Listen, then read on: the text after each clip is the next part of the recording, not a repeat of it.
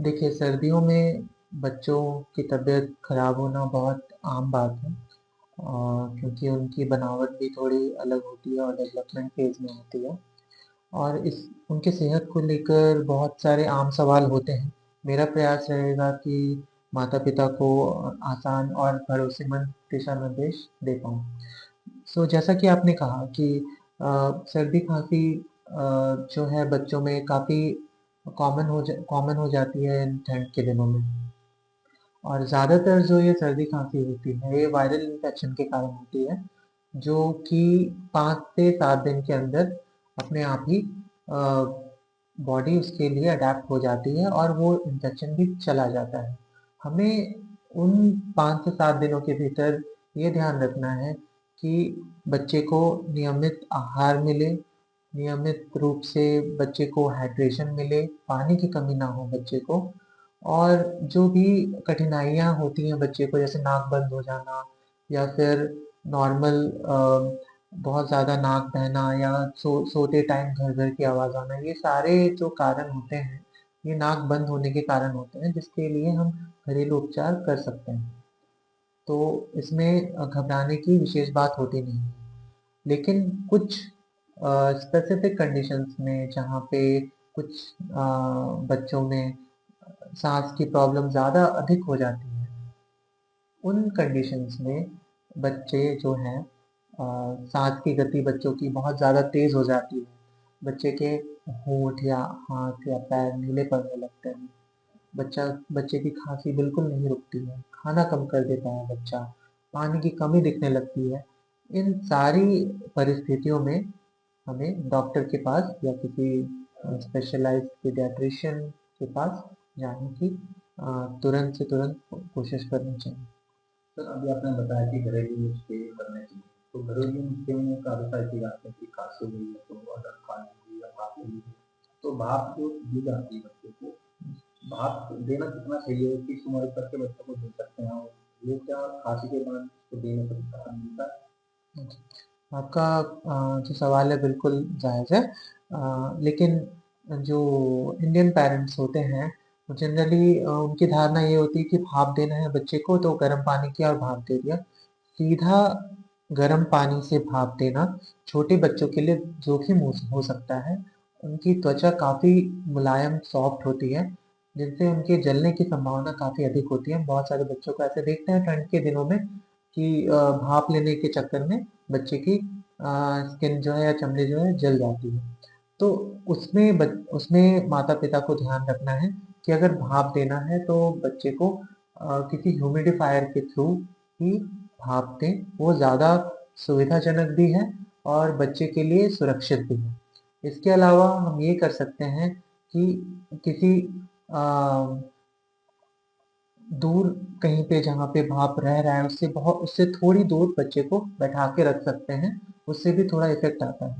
लेकिन जहाँ तक बहुत स्पेसिफिक बात है कि भाप का कितना इफ़ेक्ट होता है, बहुत कम क्षणों के लिए अब या ये बोल सकते हैं कि 1 या 2 दिन में एक्यूट स्थिति में भाप का इफ़ेक्ट होता है, जिसमें बच्चों की नाक तुरंत खुल जाती है, बच्चे दूध पीने लगते हैं। तो इसका रिलेशन उसी से है जिसका मैंने पिछले सवाल में भी आपको जवाब दिया था। इससे बच्चे का आहार, बच्चे की हाइड्रेशन वो ज़्यादा अच्छी हो जाती है और बच्चा अच्छे से सो पाता है। तो इससे इन्फेक्शन से लड़ने की क्षमता जो है बच्चे की इम्प्रूव होती है। लेकिन हमें ये भी ध्यान रखना है कि कुछ बच्चे को क्षति ना पहुंचे।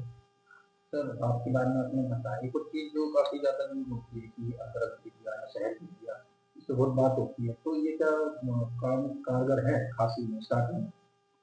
देखिए, शहद जो है हम 1 साल के ऊपर के ही बच्चों में प्रेफ़र करते हैं, क्योंकि उसमें 1 साल से कम की उम्र वाले बच्चों को जो शहद है वो कितना प्यूरिफ़ाई होके आता है इसकी संभावना, इसकी गारंटी तो कोई दे नहीं सकता आजकल के ज़माने में, इतनी मतलब मिलावट होती है, तो उसमें बोtulinum टॉक्सिन होने की संभावना रहती है। इसीलिए हम छोटे बच्चों को, नवजात बच्चों को नहीं देते हैं शहद। 1 साल के ऊपर के बच्चों को जो हम शहद देते हैं उसमें जो गले की प्रॉब्लम जो छिल जाती है गले खाँसते-खाँसते, उसमें वो सुविधा दे सकते हैं। उसमें एक आराम दायक जो है वो उसके थ्रू प्रोवाइड हो सकता है शहद के माध्यम से, लेकिन ये उसका कोई इलाज नहीं है। जहाँ तक रही अदरक की बात, हाँ हम दे सकते हैं, लेकिन इसका एलोपैथ में या फिर ऐसे कोई एविडेंस नहीं है कि इससे खांसी कम ही हो जाती है। हाँ, भाप शहद ये आप बिल्कुल दे सकते हैं। सर सर्दी की बात की है, थोड़ा पोल्यूशन की बात कर लेते हैं। पोल्यूशन इतना बढ़ा हुआ है, तो पोल्यूशन में जैसे अब हमें एक चीज दिख रहा है कि सांस की बीमारियां हो रही है, तो क्या पोल्यूशन से बच्चों पर भी असर पड़ता है? अगर पड़ रहा है तो क्या पता चलता है, क्या सिम्टम दिख सकते हैं कि हाँ ये दिक्कत है? देखिए अभी तो दिल्ली के अलावा भी बहुत सारे शहर हैं, पर दिल्ली स्पेसिफिकली प्रदूषण के मामले में बहुत ही गंभीर स्थिति में है। हम हर साल इस ठंडे के सीज़न में हम देखते हैं कि बहुत सारे बच्चे सांस लेने की असुविधा के कारण हमारे पास ओपीडी में या इमरजेंसी में आते हैं। प्रॉब्लम जो है वो प्रदूषण से ये है कि वो फेफड़ों पे सीधा असर असर डालता है। उसमें अस्थमा, जिन बच्चों में अस्थमा का प्रीडिस्पोजिशन या कोई रिस्क फैक्टर नहीं भी है, उन बच्चों में भी हम देख रहे हैं कि अस्थमा का जो इंसिडेंस है, जो होने की संभावना होती है, वो बढ़ रही है। और और इसका सीधा जो रिलेशन है वो पॉल्यूशन से है। उसमें बहुत सारे जो गैसेस हैं, जैसे सल्फर डाइऑक्साइड, नाइट्रोजन ऑक्साइड, ये सब गैसेस हैं, ये मिलके अ, बच्चों के फेफड़ों पे सीधा असर डालती हैं, और इसीलिए ये बच्चों के जो फेफड़े हैं वो बहुत जल्दी सिकुड़ जाते हैं। दूसरा ये है कि इनमें सेकेंडरी एक बार जो अस्थमा का अटैक आता है, बहुत सारे पेरेंट्स हैं वो समझ नहीं पाते हैं, और इसके कारण बार बार अस्थमा का अटैक आता है, खांसी होती है बच्चों को, उसमें सेकेंडरी इन्फेक्शन हो गया, निमोनिया हो गया, इन सब की संभावनाएं बढ़ जाती है, टॉन्सिलाइटिस की शिकायत हो गई, ये सब इन्फेक्शंस के चांसेस भी बढ़ जाते हैं। तो हाँ, पॉल्यूशन का सीधा असर बच्चों पे ज़्यादा पड़ता है बड़ों के मुकाबले। सर आखिरी सवाल यही है कि सर्दी भी और पोल्यूशन भी, दोनों से बच्चों को बचाने के लिए क्या कर सकते हैं? तो पहले तो हमें डेंजर साइंस या रेड फ्लैग साइंस हर पेरेंट्स को आइडेंटिफाई करने आनी चाहिए इस सर्दियों के मौसम में, जिसमें कुछ बीमारियां जैसे कि अस्थमा अटैक है, ब्रोंकियोलाइटिस का अटैक है, और क्रू का अटैक है, ये सब की समस्याएं ज़्यादा बढ़ती हैं। तो इसमें हमें ये देखना है, पेरेंट्स को ये देखना रहता है कि बच्चे की जो सांस की गति है वो बहुत ज़्यादा तो नहीं हो गई है, बच्चे की छाती में गड्ढे तो नहीं पड़ रहे हैं, हाथ पैर भले ही बच्चे के थोड़े ठंडे रहते हैं, लेकिन हमें ये ध्यान देना है कि बच्चे के जो हाथ पैर हैं वो नीले तो नहीं पड़ रहे हैं, बच्चा दूध तो सही से पी रहा है, दूध पीना तो नहीं छोड़ दिया है उसने, और उसके अलावा बच्चा अपनी नॉर्मल एक्टिविटीज अच्छे से कर पा रहा है, ये देखना हमें पहले ज़रूरी है। अगर ऐसे में कुछ भी आपको प्रॉब्लम लगती है तो तुरंत ही इमरजेंसी में और पीडियाट्रिशियन को दिखाने की आवश्यकता है।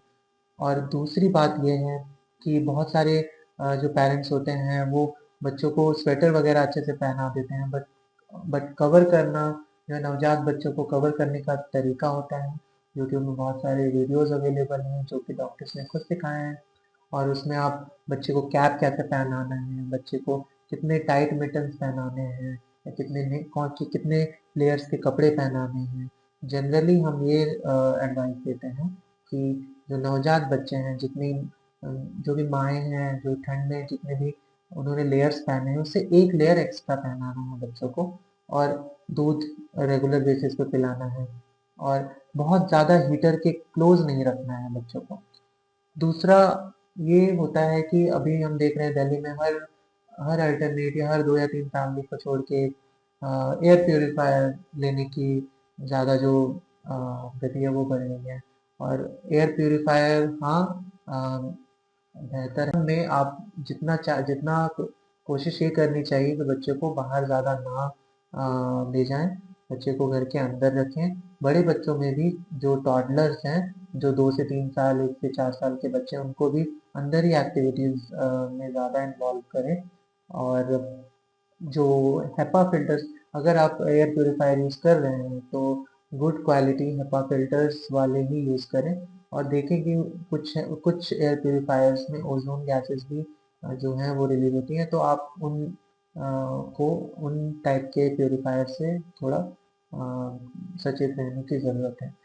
तो मिला जुला कर ये मेरा अ, संदेश रहेगा कि आप बच्चे को गर्म रखें, कवर्ड रखें, पॉल्यूशन से बचा के रखें, एक्टिविटीज़ करानी है तो इंडोर एक्टिविटीज़ करें, और अगर आपको लगता है बच्चे को हल्की सर्दी जुकाम हुई है तो उसमें बच्चे को नेजल सलाइन ड्रॉप्स होती है वो आप यूज़ कर सकते हैं, बजाय बच्चे को हेवी एंटीबायोटिक्स खुद देने की ज़रूरत नहीं पड़नी चाहिए। धन्यवाद।